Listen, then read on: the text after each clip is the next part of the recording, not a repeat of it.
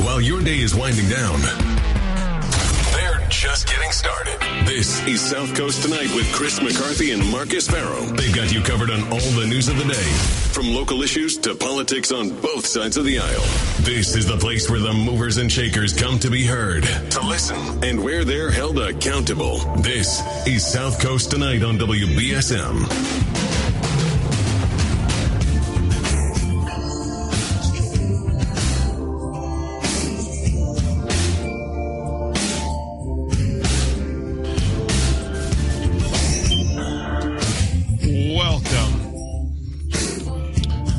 Welcome to South Coast Tonight. I'm Marcus. 508-996-0500 is how you can get on the program this evening. We've got, I think, a really good show for you tonight. Tonight we're going to, as soon as we get the ruling from the Zoning Board of Appeals on the proposed methadone clinic in downtown New Bedford, I'll be able to bring that to you live, what they decided. Got someone at the meeting who's going to message me the decision that they made. So tried to get someone from the Zoning Board of Appeals, but the city, I think doesn't really want to comment on it publicly because I think there's going to be, no matter what happens, there's going to be some litigation afterwards. There's going to be a lawsuit filed, and the outcome of that, I can't tell you, but they're going to gear up for some litigation on the ZBA after the ZBA, because I think the ZBA is inclined to deny this special permit for the methadone clinic downtown. By the way, 508-996-0500 is how you can get on the program this evening. At 9 o'clock, we're going to have Ben Burke of the Providence's NPR, and he's going to talk about a great story that he wrote on some local politicians having some spirited discourse over what's going to happen at the State Pier. It's a really good story, and we're talk a little bit about the potential fate of the State Pier, with how that's going to affect ferry service to the Vineyard in Nantucket. So I'm looking forward to Ben joining us at 9 o'clock. Throughout the show, I'm taking your calls at 508-996-0500. That's how you can get in the program. Also taking your messages on the WBSM app chat. So the methadone clinic. So for those of you who don't know, there is a big sort of hedge funds treatment company called RCA, and they've proposed a methadone clinic downtown right on Union Street. And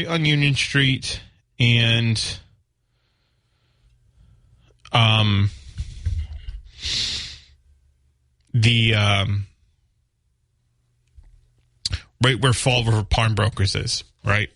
So I believe that's right over by 7th Street.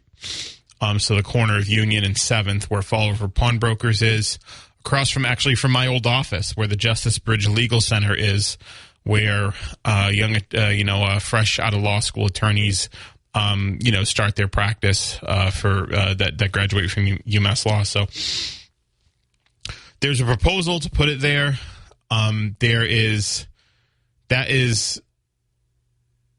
And I think the consensus is from at least all the elected officials is that, of course, methadone, the administration of methadone to, the population that needs it is a vital service, especially in a city like New Bedford that's afflicted by drug addiction. However, I've talked to some experts in treatment, in drug treatment, and addiction, and what they've said is downtown isn't one that methadone, access to methadone, is not currently an issue at hand in the city. Right, there's about 2,000 to 3,000 people apparently in the city that are that take methadone, and that they're able to meet that demand right now. So it's not even necessarily a demand in the city. So two, that downtown is probably not an ideal location for a methadone clinic in a business district like that. And this is, again, from I've heard this from experts in the field in drug treatment and addiction. So the entire city council, the mayor, have all stood in unison to oppose the efforts of RCA to put a methadone clinic next to the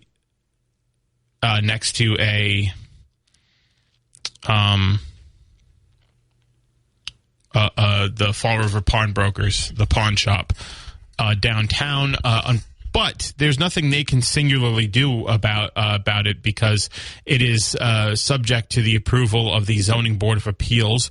The Zoning Board of Appeals makes decisions unilaterally. So they're going to make the decisions on this. I know most of the people on that board. I think they're all pretty smart people, just knowing them personally. A couple of them I actually went to law school with. And I think they'll probably come to a conclusion that's similar to, this is just guessing. No one's told me. No one's telegraphed what their decision's going to be, just to be clear. Not a single member of that board has telegraphed their decision to me or has told me ahead of time what their decision's going to be. But I anticipate that they're going to deny the special permit for the methadone clinic. And then that will go to... that will then lead to some litigation on behalf of RCA to get this put in.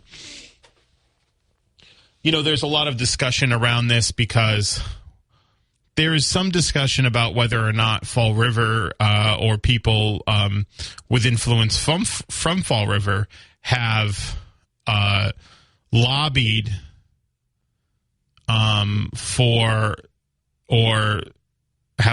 for this methadone clinic to arrive in New Bedford because there is a proposed methadone clinic in Fall River over by the Star Clinic, and that has been fought tooth and nail by a lot of people in Fall River. And perhaps putting this methadone clinic here would fulfill some type of required need by state law.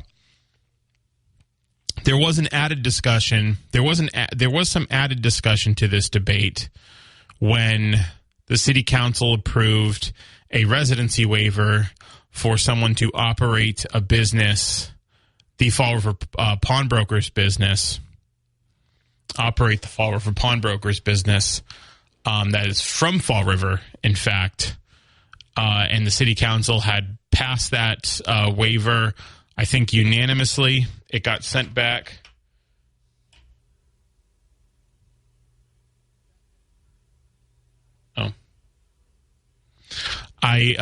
It got sent back to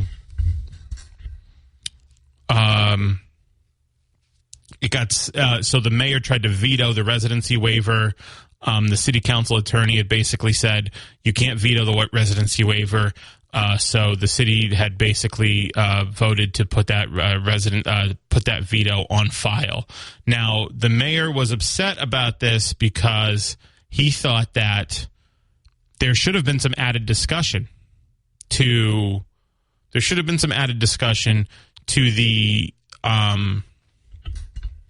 to whether or not to permit or allow the residency waiver for this pawnbrokers, this individual to operate Fall River Pawnbrokers, right, to give him the business license.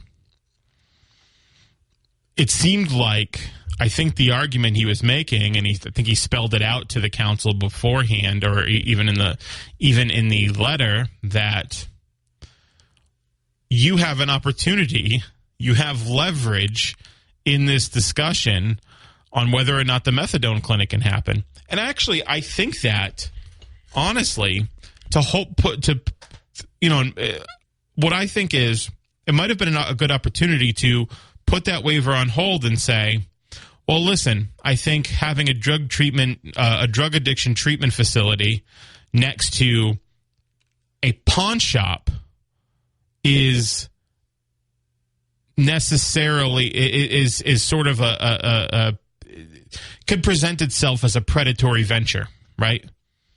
Those two things are a treatment center next to an addiction treatment center next to a pawn shop. Seems like two things that are diametrically opposed in their purpose, and that certainly for people who are struggling with addiction. So that perhaps maybe they needed to put they could have tabled the residency waiver and then revisited it. That was the discussion that the mayor wanted to have. Now, city council had called the mayor. City councilor Gomes had called the mayor. They had a public spat about it. I know Ian Abreu had his comments on it saying, hey, listen, we saw, is this person a candidate, a typical candidate that we would give a residency waiver for to operate a business? Does he have the credentials? Does he have a clean record and all of that? And all that came up, all that pointed towards them approving the waiver, and they didn't want to deny a residency waiver on the basis of a methadone clinic that might happen, right? And that makes sense. I think that's a perfectly valid reasoning. I just think there was probably an opportunity to maybe you went from having some leverage to no leverage, and maybe because the residency waivers, they have carte blanche over those, the city council, so they could have done something about it. Now, I don't know what's going to happen. I think here's what I think is going to happen tonight. So I don't know what's going to happen for sure, but I think the Zoning Board of Appeals is going to deny the city's going to deny the special permit, and then litigation is going to follow. And whether or not that litigation is successful, I'm not sure. But they seem to want a methadone clinic there,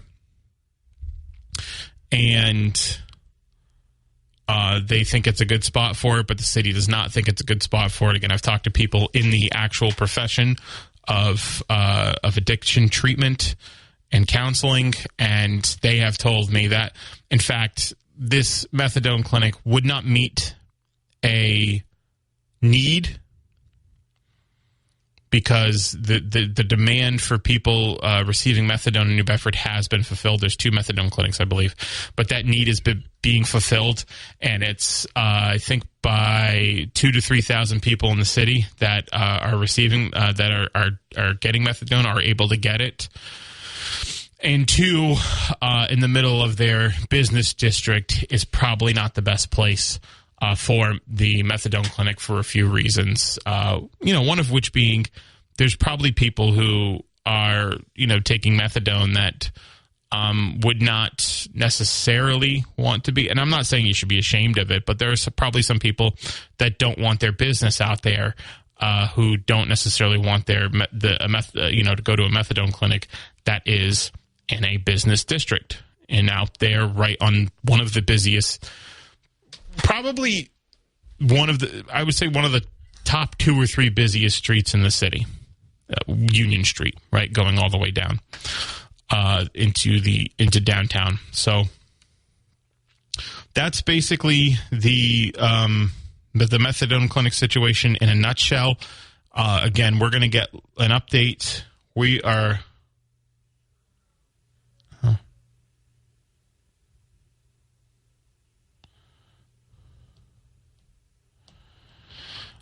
I am going to get an update on that as soon as we get the ruling. I will get an update on that, and then I'll bring it right to you guys. And we'll also take your calls, take your reactions on it at 508-996-0500. Again, we have Ben Burke from the Providence's NPR, Public's Radio.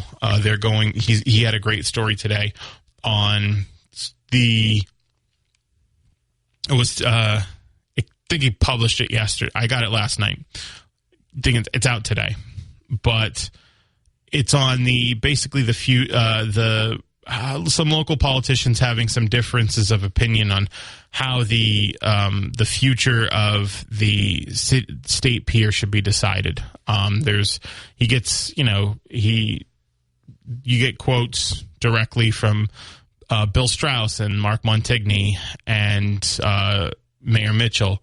So it's a good story. He's going to come on at 9. I'm going to have him in the studio here, and we're going to talk about it. We did have Mayor Mitchell on yesterday. I wish I'd known about the story at the time. I could have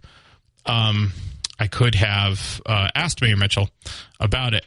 But I think we had a lot of good discussion on other stuff anyway. So 508-996-0500 is how you can get in the program. We're also taking your messages on the WBSM app chat. And you know what I'll do now is I'll take a break, and then when we get back, we'll talk about some other goings on. And this is South Coast Tonight. I'm Marcus, and this is the commercial break.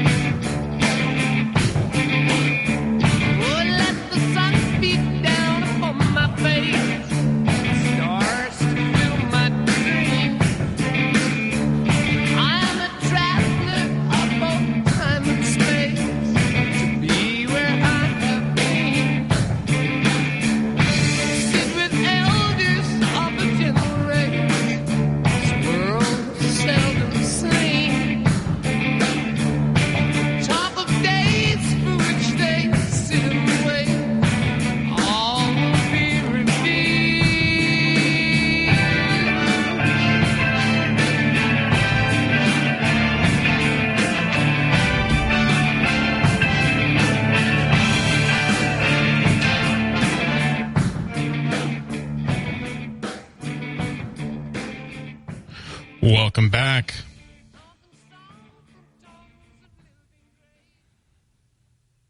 Welcome back. I'm Marcus. This is South Coast Tonight, and we're taking your calls at 508-996-0500. That's how you can get on the program this evening. There's a lot going on in city government, actually, today. I kind of wish, honestly, that these, I don't want to be a complainer. I think it would have been better if probably these meetings were scheduled on separate days and not the same day.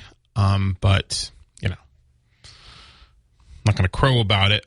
But there is city council meetings, one on a proposed cannabis commission, a proposed cannabis location on 1 Nauset Street, which is in Ward 3, by the way.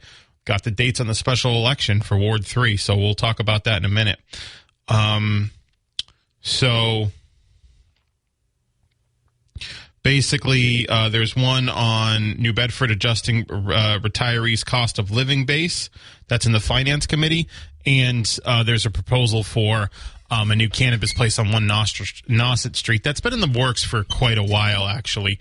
508-996-0500. Hopefully New Bedford can get to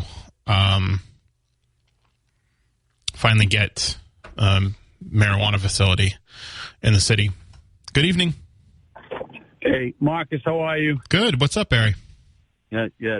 Calling in on cannabis, your local pothead. Not.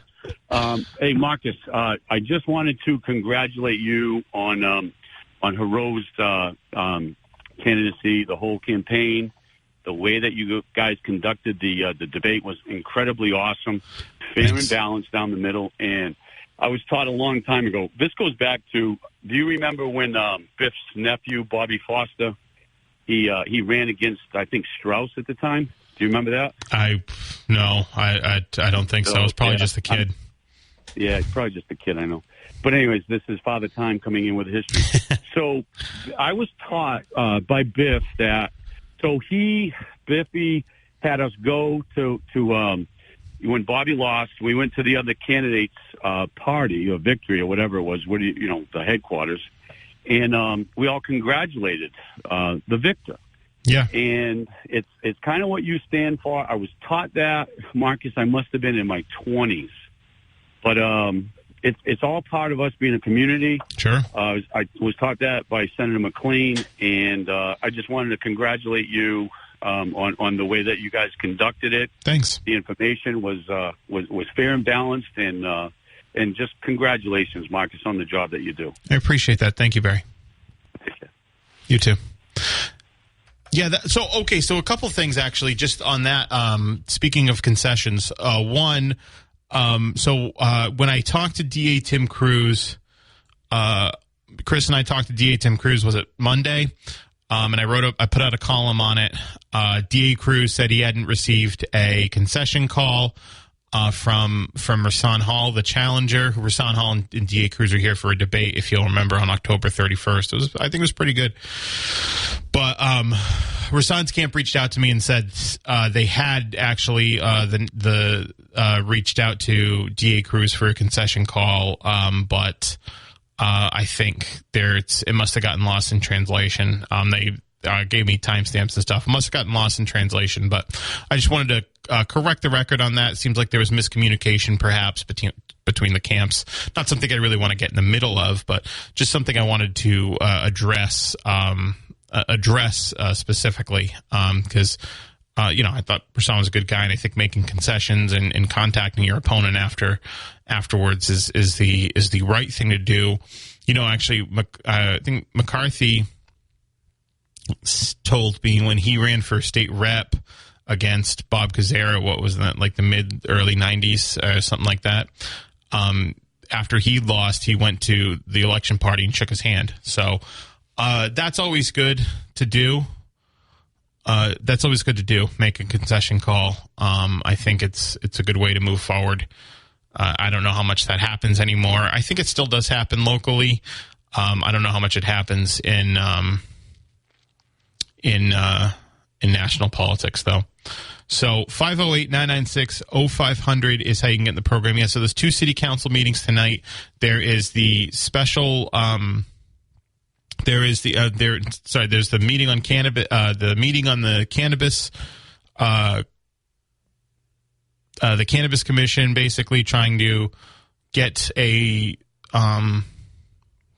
approve a cannabis facility on 1 Nauset Street in New Bedford. And again, that's been a big work in progress. And there's also the Finance Committee meeting to see if, I think will be a robust debate on whether or not retirees should have a raise in their cost of living adjustment and what the impacts of that are going to be. So I think the city councils are in for a pretty long night, all things considered. Again, kind of wish those meetings that weren't with the CBA, because I'm sure you'd want the city councilors at the ZBA hearing, right, to give an update or not to give an update, to advocate for their constituents, and I'm sure they would have been there had these meetings not been scheduled like this. It seems like a lot to have in one day. Again, I'm not going to be a grouch about it. I just guess it doesn't matter. So anyway, speaking, we'll keep it local. We'll keep it pretty local for the first hour at least, and for however long you want. I'm going to take your calls at 508-996-0500. But speaking of the just local goings on, I have a column on WBSM.com. You can check it out. But basically, when I had Mayor Mitchell on yesterday, we had talked a bit about the special election in Ward 3 and Hugh Dunn's resignation in Ward 3 and what he wants to see in a city council in a city councilor to succeed Hugh Dunn. And he off air, he just mentioned offhandedly that they'd had a preliminary date set for January 24th, and I'm like, oh really? So I followed up on it because I wanted to get that information and get it out there as soon as possible, because I think it's important to because I noticed it was such a quick turnaround, right? January 24th. So I thought it was important to get that information out there so people who are in Ward 3 that are considering running know how quick of a turnaround it is from the time that you pull papers and get 50 signatures and submit that to the time that people are casting ballots in your name. So basically, January 24th, I followed up with Mayor Mitchell's office, the station. Then we followed up with the elections commissioner, Manny DeBrito, separately, and we have complete comments from both the mayor's office via the mayor's spokesperson, Holly Huntoon, and from elections commissioner DeBrito as well. And that's on WBSM.com if you want to look at the complete story. But basically,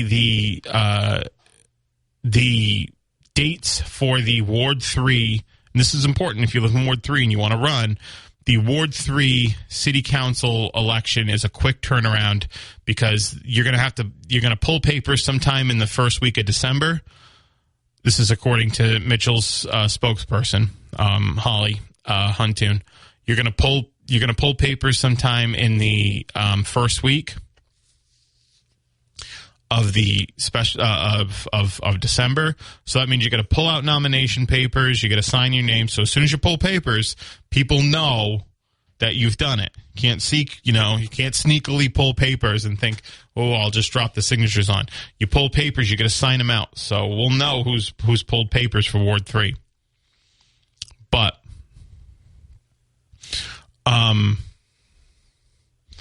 you pull papers, you get 50 signatures. Obviously, you need more than 50 signatures because not every signature that you have in the first 50 would likely be verified. So, probably 75 to 100 signatures is probably better. But you get 50 signatures, you submit the signature papers, and those get verified.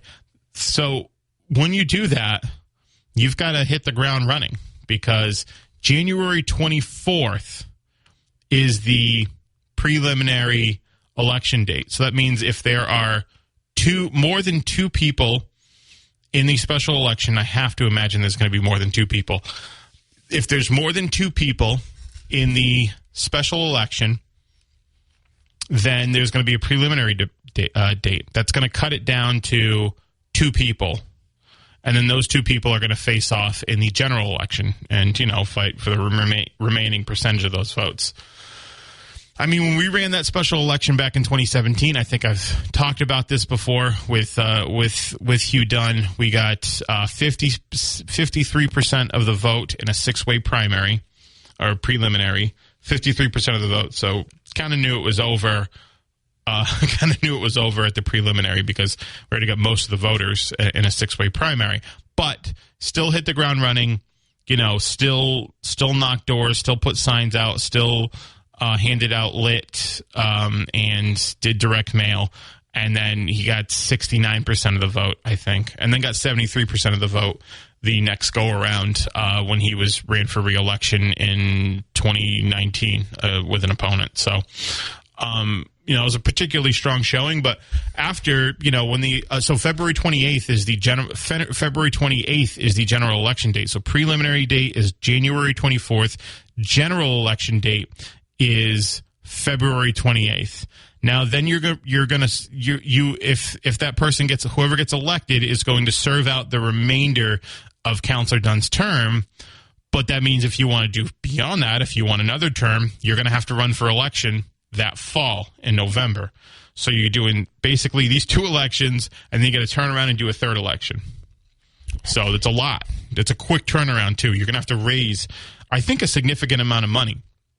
Because you're going to have to raise a lot of money fast in like a month, basically, or less than a month, because you're going to need to start, doing direct mails, hitting doors, all that stuff, doing all that stuff. And then in a month, it's a lot. It's a quick turnaround. It's a really quick turnaround. You're going to need to raise a lot of money quickly, very quickly, in order to get your name out there in an effective way. You're going to need to mobilize very quickly. It's going to have to be someone who knows what they're doing. For sure. It's definitely someone who knows what they're doing, who knows how to campaign, I think, that's going to be able to do that. And then after the preliminary, there's the general special election on February 28th. And then, again, you're probably going to have to raise money again. You're probably going to have to knock doors in the summer, right? You're going to have to knock doors and do all that, and you have to canvass and do all that stuff in the summer because you're running for re-election in the fall. And, again, there might be a preliminary. People might jump in again. So you might have a preliminary in, whatever it is, September, October. Probably September, right? I think the prelims are in September. And then you have a general election in November. So people who are running for this seat, you got to know, you're doing 4 elections in 1 year. 4 elections: prelim, general in the special, prelim, general in the fall. So I think it could be an arduous task, but if you're enthusiastic, if you want to do it, God bless you. So we're going to take a break. We'll be right back. 1420 WBSM can now be heard on 99.5 FM. The voices in the night that cover the news of the day. I heard the voices too. Chris McCarthy and Marcus Farrow. More of South Coast Tonight happens now on WBSM. Candidate are you looking for that you hope would run, or not candidate you're looking for? What kind of city councilor do you think are you looking for to fill that seat? Well, what I would say about Ward 3 is what I'd say about any ward, and that is, ward councilor has to be responsive, right? It can be a lot of work. You get lots of calls from constituents, and people want to know what's going on. They want their interests vindicated, right? They want stuff done, and so it turns out that the ward councilors tend to have more interaction with the administration on constituent-related issues, right? Sure. The proverbial pothole type of issues, right? Yeah. So you need someone who's willing to put that time in. Yeah.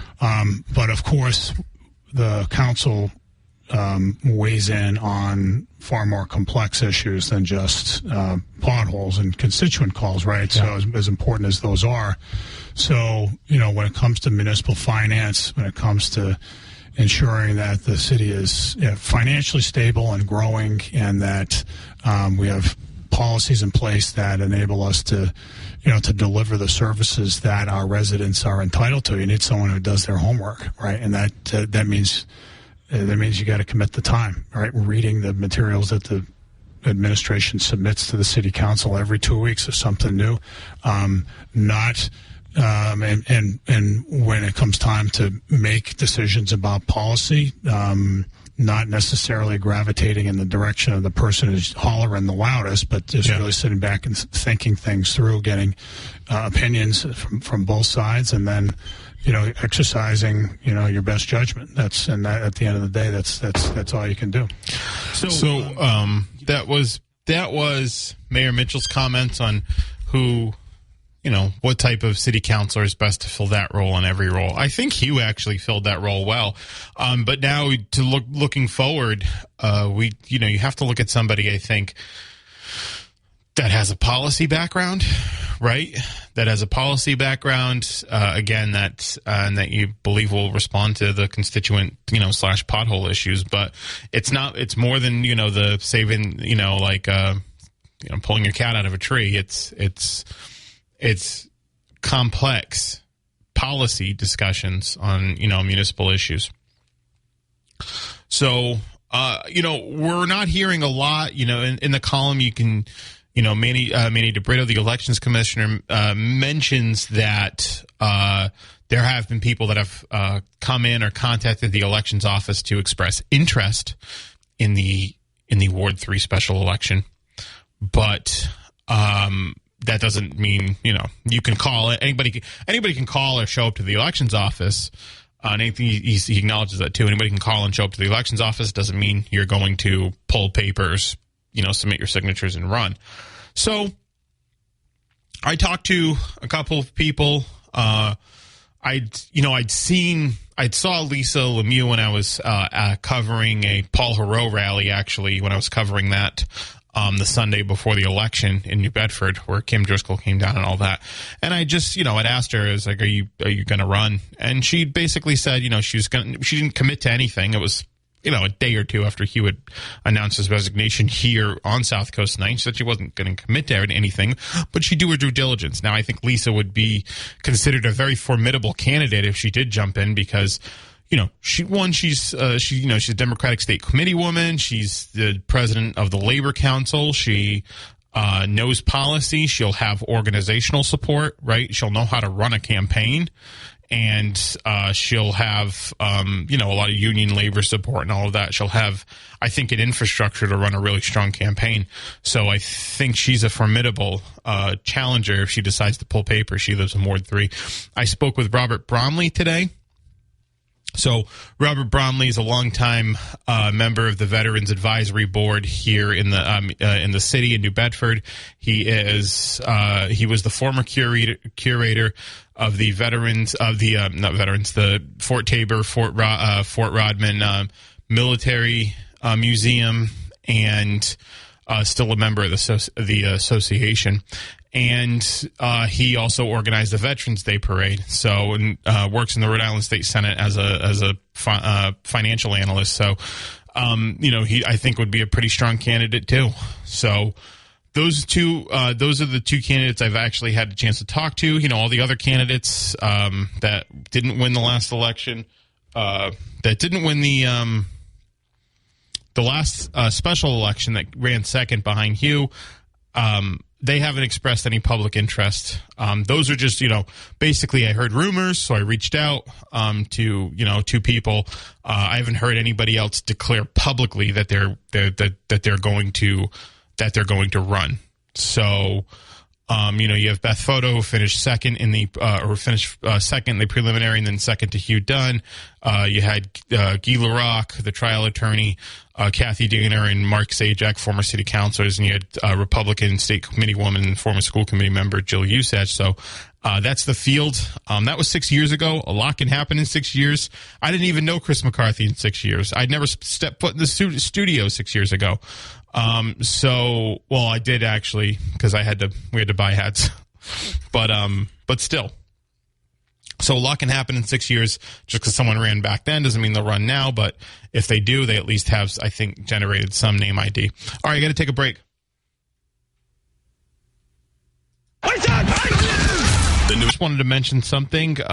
So you might have noticed that City Hall, New Bedford City Hall, the Elm Street Garage, and the Braga Bridge in Fall River are all lit up in purple for World Pancreatic Cancer Awareness Day. A lot of that has to do with the great work of local resident Brock Cadero. So I did want to mention that. And I noticed that Charlie Baker and Karen Polito are both sporting some type of purple in their wardrobe as well. So Brock Cadero organized that for World Pancreatic Cancer Awareness Day, which is today, November 17th. So props to Brock, and I think it's obviously a very important cause. So, all right, stay tuned for the next hour and give us a call.